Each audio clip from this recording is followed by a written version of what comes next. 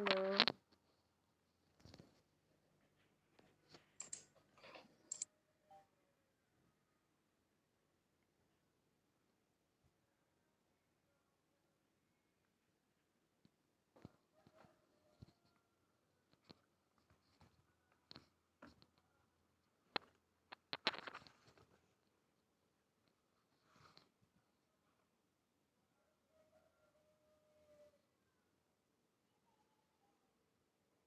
Ibu. Ya, selamat pagi. Pagi, Bu.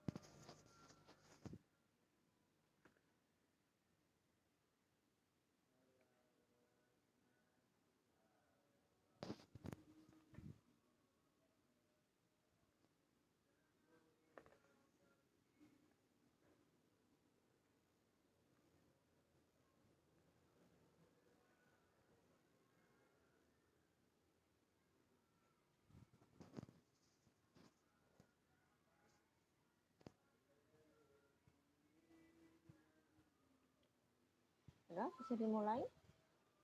Bisa, Bu.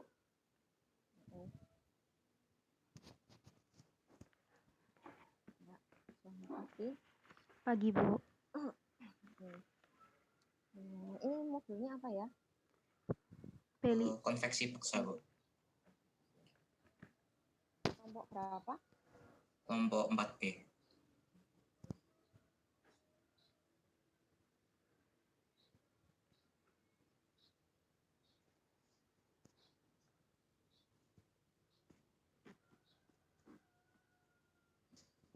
Ya, bisa tolong saya dijelaskan dulu prosedur percobaannya, cara melakukannya, prinsipnya bagaimana? Bisa tolong saya dijelaskan? Ini langsung jawab ya, Bu? Patricia. Ya. Ya. Kalau untuk prosedur percobaannya itu kita perlu menentukan massa dan ukuran padatannya dulu. Terus setelah kita menentukan massa dan ukuran padatannya, kita mesti mengukur volumenya beserta luas ininya, permukaan massanya. Jadi pada saat awal sebelum padatannya itu dilarutkan. Setelah itu bakalan kita isi bejananya itu dengan air, yang mana airnya itu setinggi dengan diameter bejananya. Setelah diisi, kita bakalan masukin padatan tersebut. Padatannya ini permen duplex ke dalam bejana berpengaduk tadi. Setelah itu nanti alatnya akan berproses.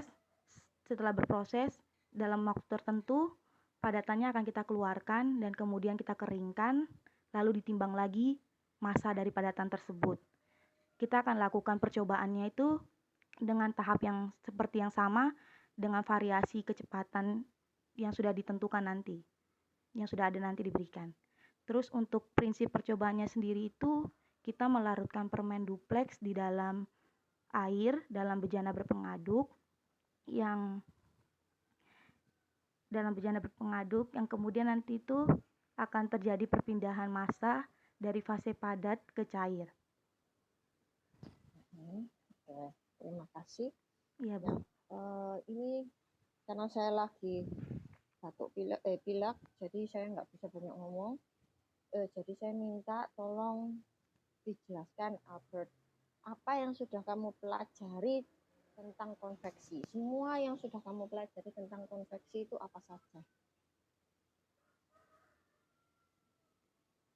Konveksi itu perpindahan massa secara lebih cepat daripada difusi karena menggunakan gaya yang dipaksa dengan adanya gaya, sehingga menjadikan film cairan akan lebih sedikit daripada difusi. maka perpindahannya akan lebih cepat. Lalu kalau konveksi paksa itu berjalan dari dua fase. Kalau difusi sama-sama fase cair. Yes. Mesti apa itu? Dua fase, apa yang konveksi dua fase, yang difusi fase cair. Kalau- apa itu Mas? Kalau konveksi itu berjalannya melalui padatan, nanti kan padatan ada interface-nya. Nah, itu kita lihat dari interface dengan konsentrasinya untuk menentukan perpindahan masanya. Kalau difusi tadi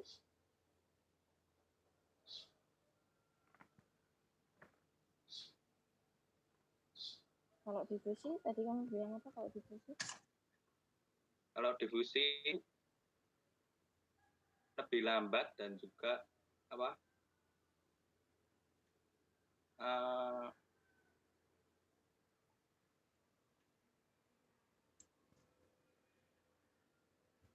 kalau difusi lebih lambat. Yang Udah gitu toh. Yang sudah mau pelajari cuma itu toh.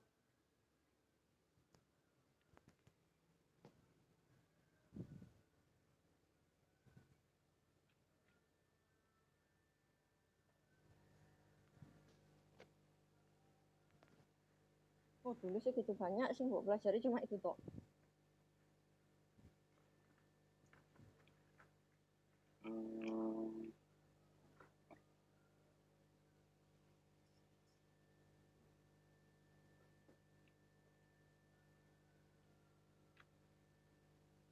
Justinus, bisa tolong ditambahkan kira-kira apa yang kamu tahu tentang konveksi? Jadi konveksi itu perpindahan massa dari suatu permukaan ke fluida yang berjalan. Dengan kan bedanya difusi sama konveksi itu jadi kan pada saat difusi itu kan perlu yaitu molekulnya itu kan dengan random walk yang tabrak-tabrakan itu kan itu nggak perlu gaya. Kalau misalnya yang konveksi itu dia itu perlu gaya, makanya jadi lebih cepat daripada difusi.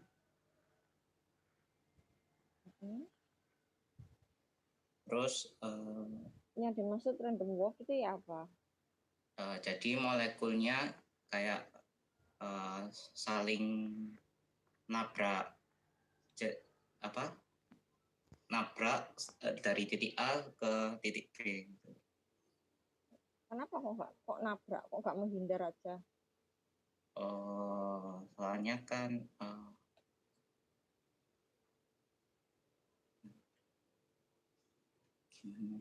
hanya mampu berjalan ke satu arah aja. Iya. Terus? Sesuai hukum. Oh iya.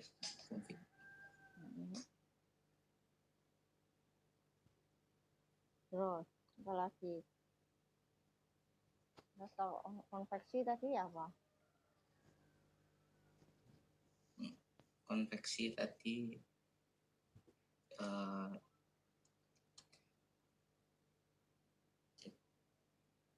jadi perlu gaya buat dari permukaan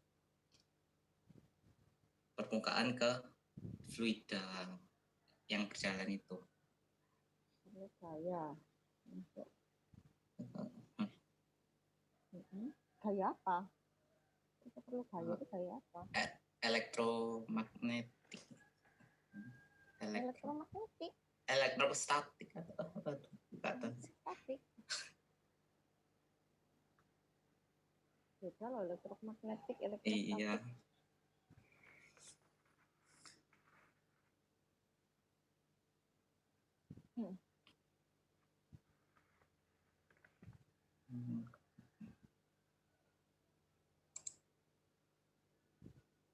Ayo Patris, bisa nambahin apa Patris? Eh, Atau ada yang bisa direvisi dari temanmu lagi? Mungkin aku pengen nambahin yang aku pelajarin tentang konveksi paksa itu kayak kan konveksi yang di perpindahan massa ini sama saja kayak perpindahan panas. Cuma bedanya kalau di perpindahan massa itu kita lebih ke beda konsentrasinya. Seperti tadi Justinus bilang terkait random walk process itu kayak molekul-molekul yang bergerak dalam satu arah kemudian berubah secara acak.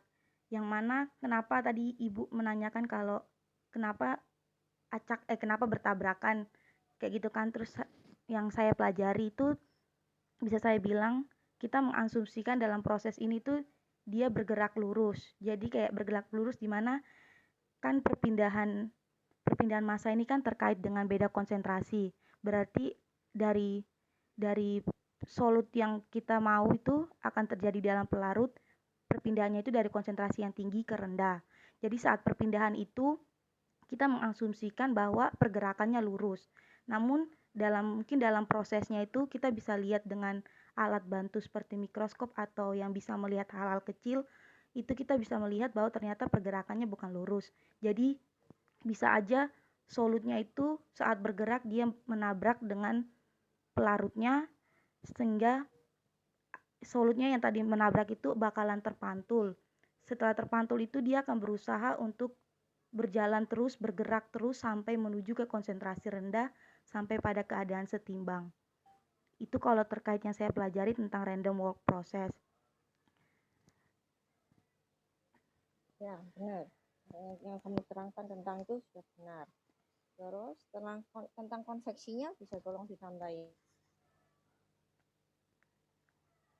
Kalau tentang konveksinya sendiri, yang saya dapat dari video percobaannya itu dijelaskan bahwa konveksi paksa itu dilakukan sebagai percobaan untuk kita mengetahui perpindahan massa yang terjadi.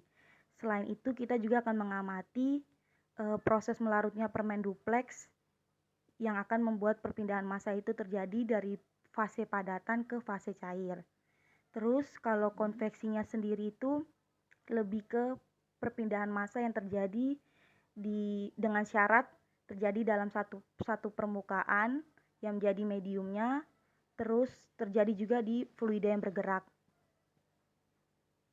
Itu yang bisa saya tambahkan sih, Bu. Kemudian ada lagi yang bisa ditambahkan? Yang lain? Yang tadi konveksi benar yang sudah diterangkan Patricia tentang konveksi. Itu kalau dia fasenya padat fluida, dalam arti bisa gas, bisa liquid. Terus kalau misalnya gas-gas atau liquid-liquid,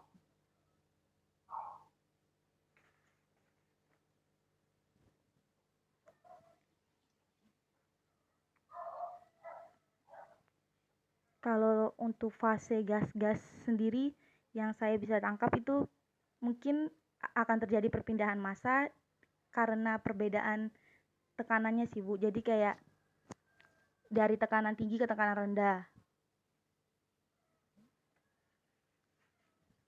dari tekanan tinggi ke tekanan rendah, ya, sampai dia mencapai kesetimbangannya.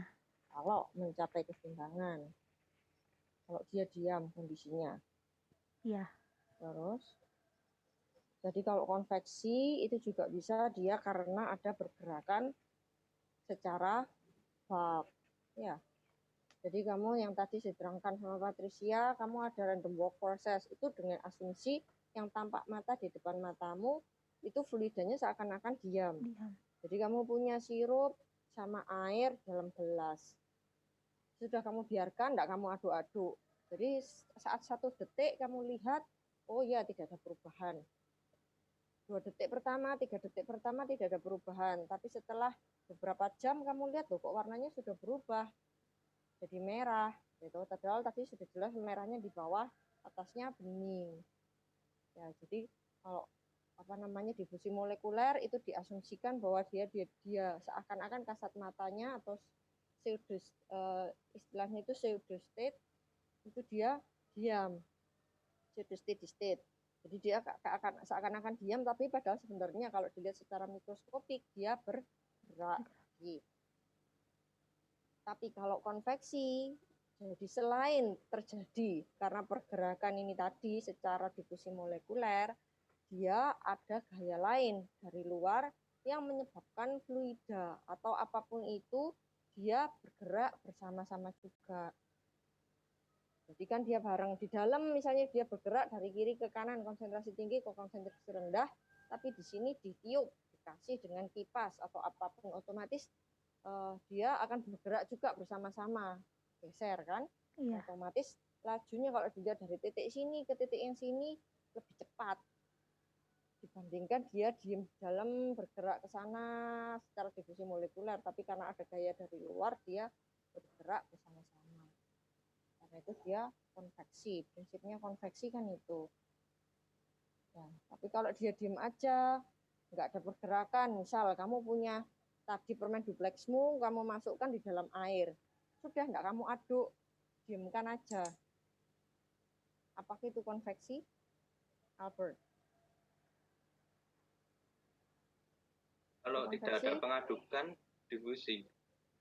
Difusi, ya, karena dia tadi tidak ada gaya dari luar yang memaksa dia bergerak secara bulk.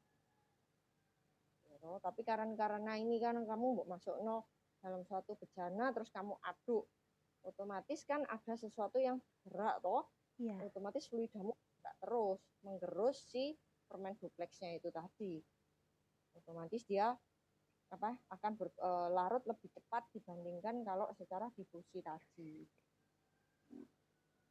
Ya. Terus apa tadi saya mau bertanya? Nah, berkaitan dengan konveksi.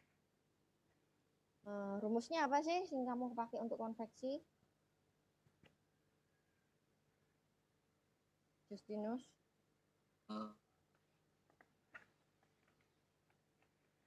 Rumusnya apa? M sama dengan KLS kali A C1 min CL. Apa ya? Kali A kalikan C apa? C1 min CL.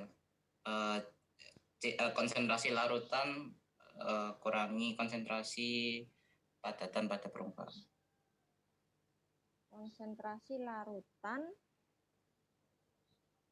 atau konsentrasi liquidnya? Konsentrasi liquidnya.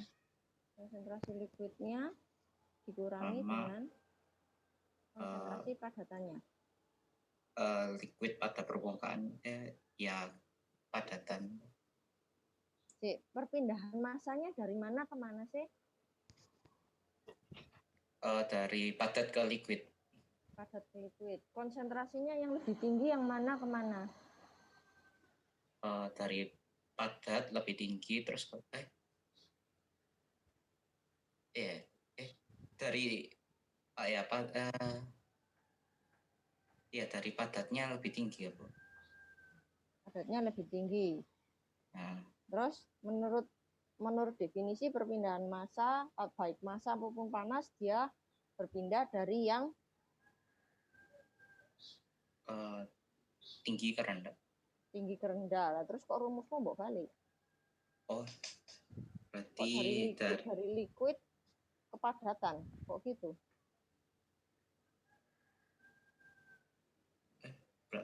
Berarti harusnya dari padat min liquid. Konsentrasi padat min liquid. Konsentrasi padat itu yang di mana?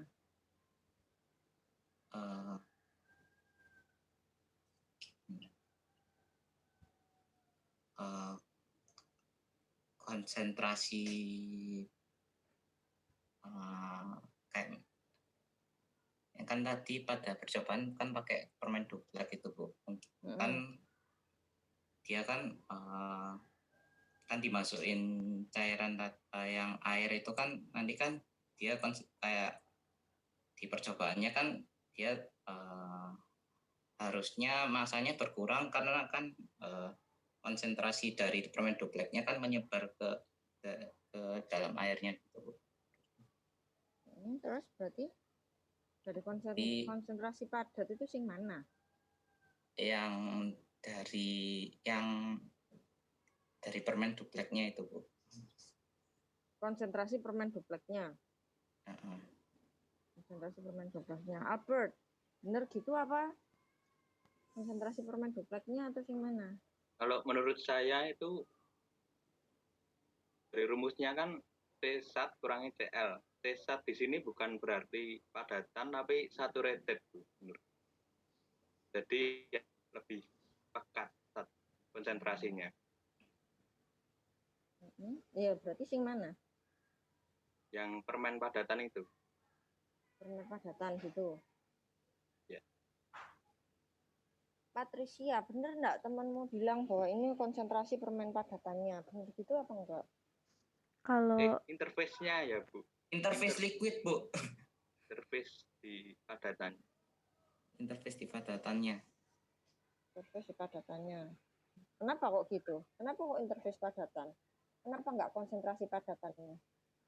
Kan harusnya kan enggak harus liquid ke liquid, enggak boleh. Harus satu fase, enggak boleh kayak padat ke liquid. Enggak boleh padat ke liquid.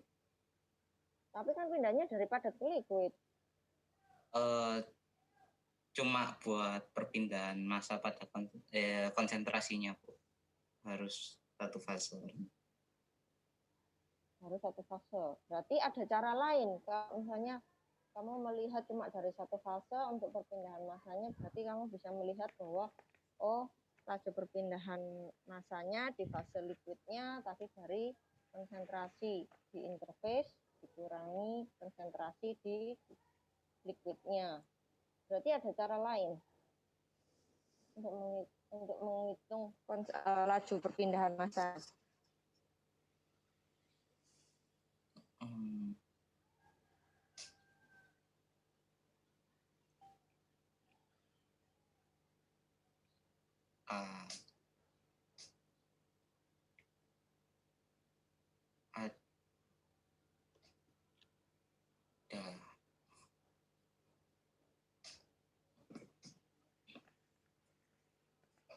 Itu Pak Patris.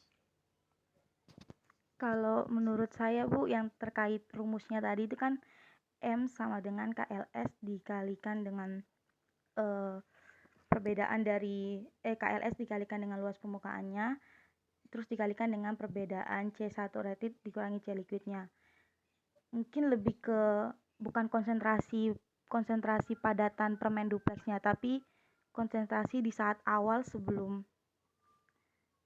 padatannya dimasukin ke larutan itu bakalan kita ukur dulu. Setelah itu, setelah padatannya dimasukin ke larutannya, itu yang menjadi konsentrasi liquidnya. Kalau pemahaman saya seperti itu sih, Bu. Ini tergantung asumsinya. Kamu asumsinya ini pada umumnya rumus perpindahan panas maupun massa itu dianggap steady state atau enggak?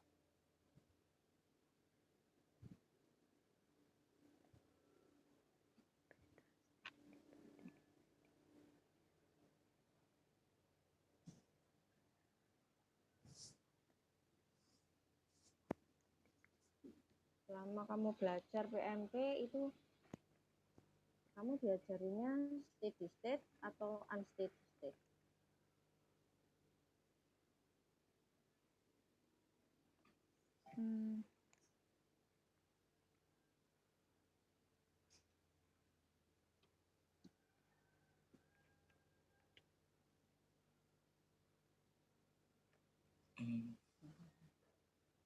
Ayo Albert. Di state, Bu. Apa? Unsteady state. Unsteady state. Justinus, kamu diajari steady state atau unsteady state? Unsteady, Bu. Unsteady. Patris, kamu steady atau unsteady? Kalau saya steady, Bu. hampir secara 90% yang saya ajarkan perpindahan massa itu steady state. Cuma satu yang unsteady state kasusnya. Cuma waktu dia penguapan dalam test tube itu tok, karena itu dipakai untuk menghitung DAB, difusi molekuler, itu yang unsteady state. Tapi secara general yang saya ajarkan itu yang steady state. Memang bisa dihitung dengan unsteady. Prinsipnya sama seperti kamu belajar waktu perpindahan panas yang unsteady state.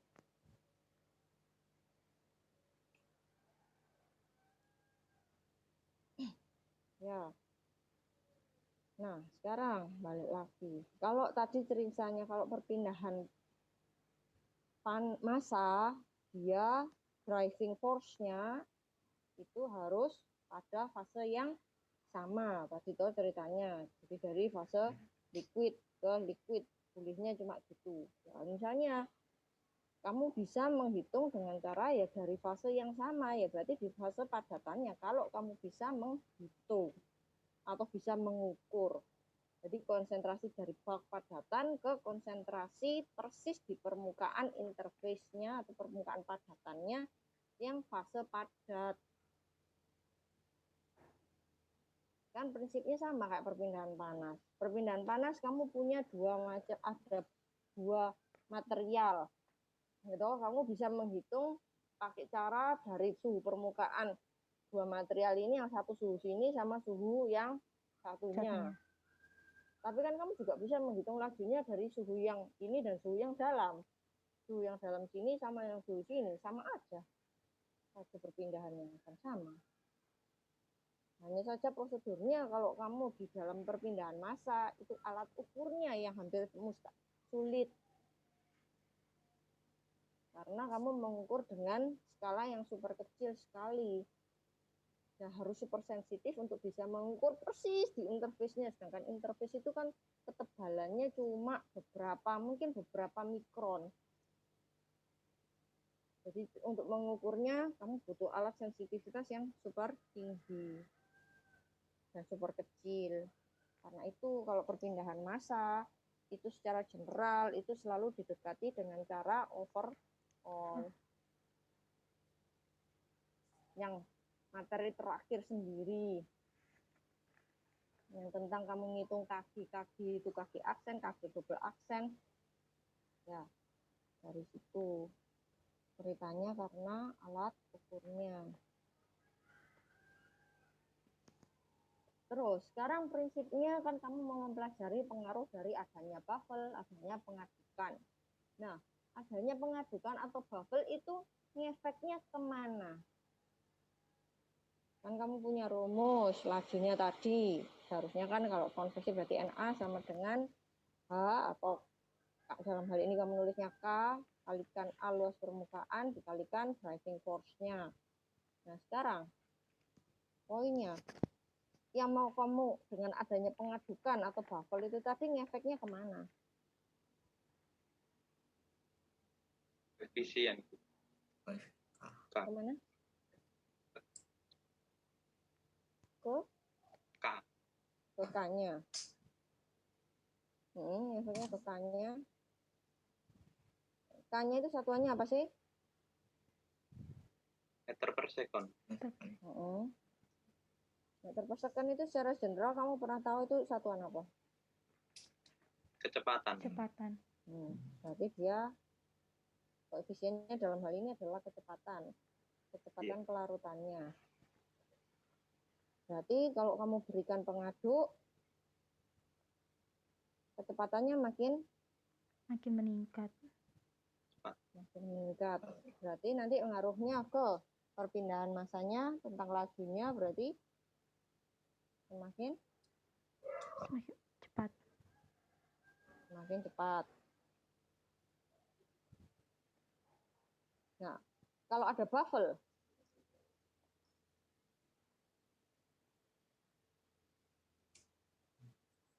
efeknya kemana?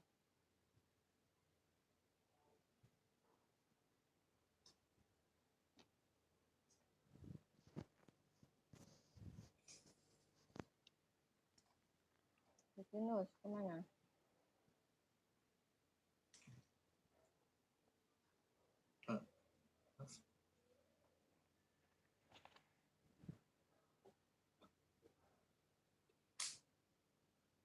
Sama Bu, di koefisiennya. Koefisiennya, ya. Terus makin besar, makin kecil.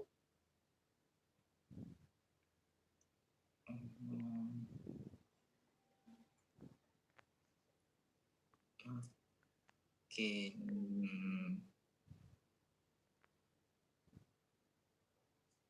Makin besar.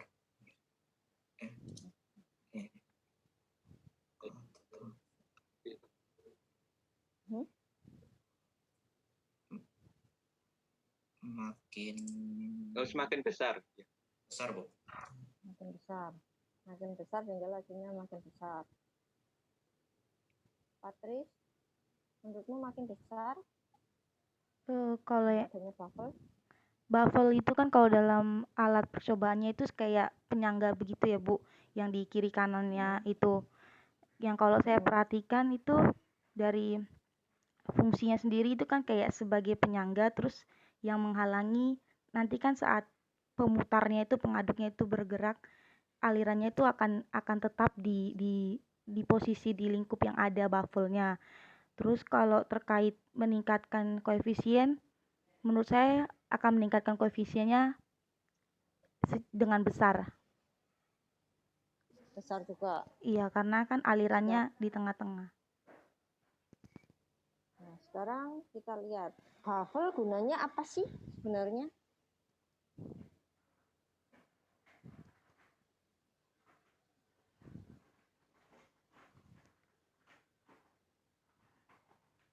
Kayak penyangga sih Bu.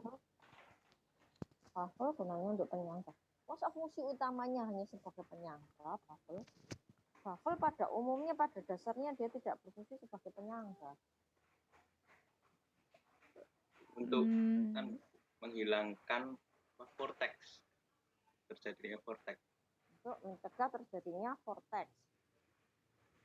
Ya, jadi dia memecah aliran. Ceritanya kamu mau kasih aliran yang buanter. Kamu mau alirannya semakin cepat atau semakin pelan? Semakin cepat. Semakin cepat. Semakin cepat. Nah, kalau dikasih baffle, alirannya makin cepat atau makin lambat? Lambat. Vortex itu apa sih?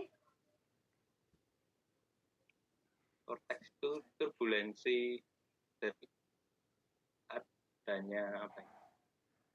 Kayak alirannya jadi tidak bisa bertumbukan gitu loh. Jadi semua mengarah ke satu aliran yang sama kalau terjadi vortex. Maksudnya ya apa itu? Membayangkannya saya bingung. Vortex. Sederhananya apa sih vortex itu? Pusaran. Pusaran Bu. Pusaran. Pusaran air kayak alirannya. Pusaran. Kamu kalau lihat model pusaran air modelnya kayak apa sih? Ya. Kerucut gitu. Kerucut. Kerucut yang di tengahnya ada liquidnya atau kosong? Kosong. Kosong. Kan kamu bentuk jadi seperti huruf V toh di dalamnya kamu punya kerucut V kosong yang otomatis itu akan mengganggu proses pengadukanmu. Otomatis kamu kontaknya antara produkmu dan pelarutnya tadi berkurang, ya toh. Kalau misalnya padatannya di tengah, dia bisa diam di tengah, asumsi diam, ya. Terus, nah sekarang kalau dikasih baffle, otomatis vortexnya tidak terjadi, gitu kan? Dia memecah aliran. Otomatis tadi V-nya nggak jadi datar semua akhirnya, tapi dia pengadukannya semakin besar di dalam. Ya. Tapi kalau misalnya kamu bandingkan antara kecepatan yang sama tapi tidak terjadi vortex dan kecepatan yang sama tapi kamu kasih baffle, akan lebih cepat yang mana untuk melarutnya?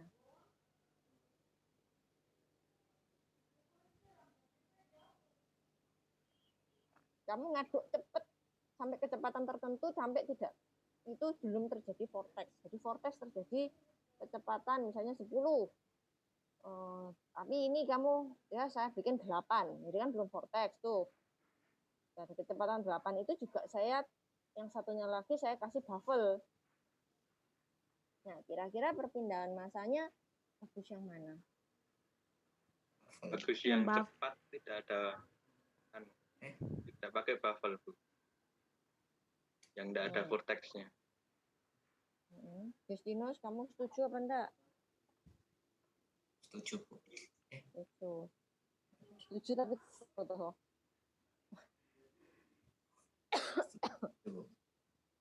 Setuju. Patris? Saya milih yang ada baffle sih, Bu.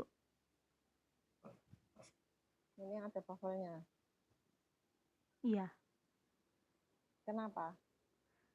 Karena seperti awal tadi, baffle itu kan untuk meningkatkan kecepatan sih, Bu. Jadi alirannya kan hanya di tengah aja dan posisi dari padatannya pun kan berada di antara baffle-nya. Jadi dengan begitu kecepatannya terpusat di tengah sehingga lebih cepat sih. Bentar. Balik lagi. Nah, kamu tadi sudah benar, kamu punya satu aliran gitu, kamu punya ini saya punya wadah, terus saya aduk, ya saya aduk, semakin cepat dia akhirnya membentuk kerucut. Ya. Kalau kerucut, misalnya produkmu diam di tengah, otomatis kontaknya antara liquid dan padatannya tidak terjadi, ya betul. Iya. Ya, jadi otomatis pasti ini not a good option, ya. Pasti perpindahan masanya jelek. Nah, sekarang saya aduk cepet tapi tidak sampai vortex. Ya. Terus, kalau baffle sekarang saya tadi, ya ini tak balik, ini airnya tumpah. Jadi asumsi tadi ini, misalnya ini mangkoknya tadi, terus saya lihat ini permukaannya, kamu pasti pasang baffle-nya di sini, di sini, di sini, di sini, ya. Iya. Kalau dipasang baffle, alirannya di sini toh. Iya. Ini di 4, dibagi menjadi 4 karena tujuannya dia kan memecah Mencari. pusaran. Ya. Betul? Betul. Lek padatanmu di tengah sini, alirannya dia di sini, di sini, di sini. Tapi dia kan masih tetap kontak toh? Iya. Tapi kecepatannya kan berkurang. Kan mau kasih baffle itu supaya kecepatannya berkurang. Nah, otomatis kecepatanmu berkurang. Tadi kamu belajar yang awalnya, semakin cepat yang namanya K itu laju kecepatan. Kecepatannya berkurang. Perpindahan panasnya makin cepat atau makin lambat? Makin lambat. Makin lambat. Ya. Iya, Bu. Tapi ini asumsi kalau permenmu tadi diam di tempat. Kan kamu bisa juga kemungkinan waktu Bu aduk permennya kan lari-lari jalan-jalan ke sana kemari. Jalan-jalan ke sana kemari belum lagi ketatap dindingnya. Otomatis dia akan pecah jadi fragmen. Fragmen ukurannya makin kecil. Makin kecil dia makan semakin cepat larut. Nah, itu sudah lain lagi ceritanya. Atau dia tetap utuh tapi dia ikut muter. Itu kan bisa juga dia lari-lari, muter-muter di dalam. Ya otomatis itu juga sulit untuk mengobservasinya. Mana yang lebih cepat perpindahan masanya? Dikarenakan dikasihkan baffle tadi, jadi dia di aliran kecil karena ini pindah-pindah, atau karena apa, itu juga sulit diobservasi mana yang lebih dominan. Ya, jadi semuanya itu mesti kamu lihat gunanya apa, prinsipnya apa, dalamnya terjadinya seperti apa. Jangan cuma dilihat luar tok. Kamu kalau S1 harus bisa ngelihat sampai dalamnya, sampai mikroskopiknya. Ya, Bert. Karena tadi itu kamu cerita, oh, difusi, ya pokoknya konsentrasi tinggi, konsentrasi rendah. Loh, kamu mesti cerita dalamnya itu gimana. Molekulnya ini ngapain, dia ngapain, jalan-jalannya seperti apa. Itu kamu harus tahu. Karena kamu S1. Ya, nanti LP pun ya gitu. Kamu mengobservasi sesuatu, ya nggak bisa, oh Bu, pokoknya kelihatannya konsentrasinya turun dari tinggi ke rendah. Dalamnya kayak apa terjadi, saya nggak tahu. Nggak bisa, kamu S1, kamu harus tahu kok bisa konsentrasinya turun, ini apa yang terjadi. Misalnya proses absorpsi, oh ya dia antara si misal karbon aktif dan sesuatu. Loh, ini prosesnya gimana caranya ya kok bisa mau dia sama si karbon aktif? Kenapa kok mau? Kenapa kok nggak dia nolak? Kenapa kok ganti material itu kok dia mau atau dia menolak? Itu yang harus kamu pelajari dalamnya. Nggak cuma kulit tok.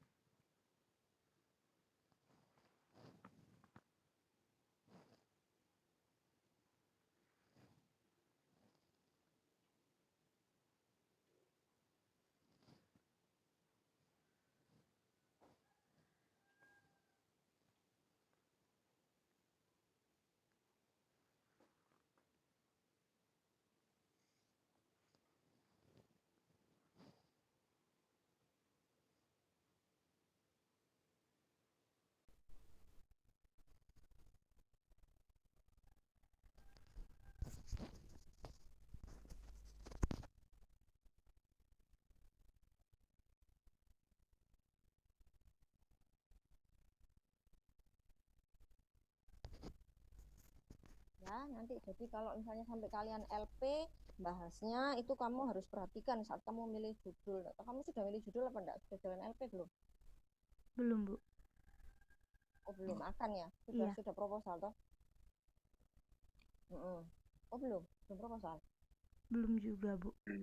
Oh, baru akan milih judul ya? Iya, berarti? baru mau. Nah, itu saat kalian lihat judul, itu kalian mesti mikir nggak cuma oh judul itu, oh gini.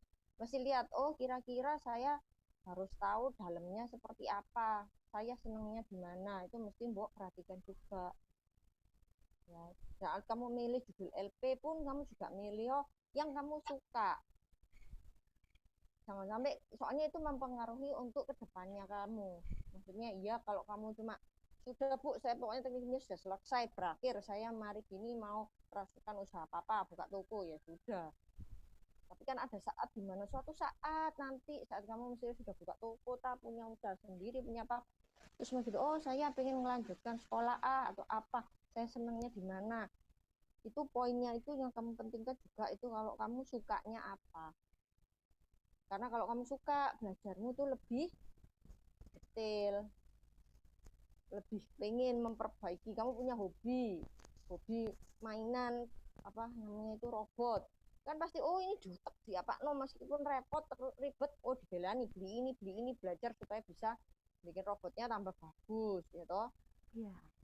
Tapi kalau kamu dari awal gak seneng robot emang gitu, ya wis lah pokoknya ya apa soalnya pembimbingnya saya lebih senang pembimbingnya itu walaupun saya tidak suka materinya, ya sudah selesai pokoknya kamu bikin selesai tinggal digeledak no sudah selesai.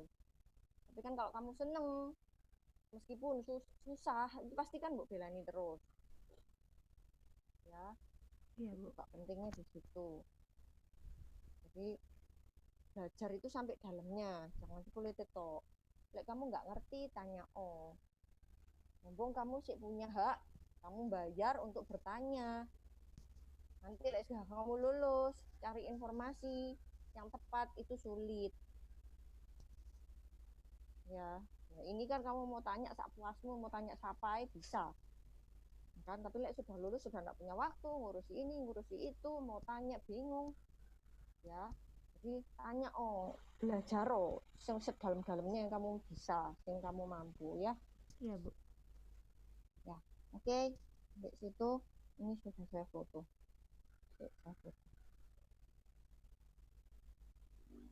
Oke, ya terima kasih. Terima kasih, Bu. Belajar lagi lo ya. Iya, Bu. Sip, Bu. Selamat siang. Selamat siang. Selamat pagi. Salam. Pagi, Bu.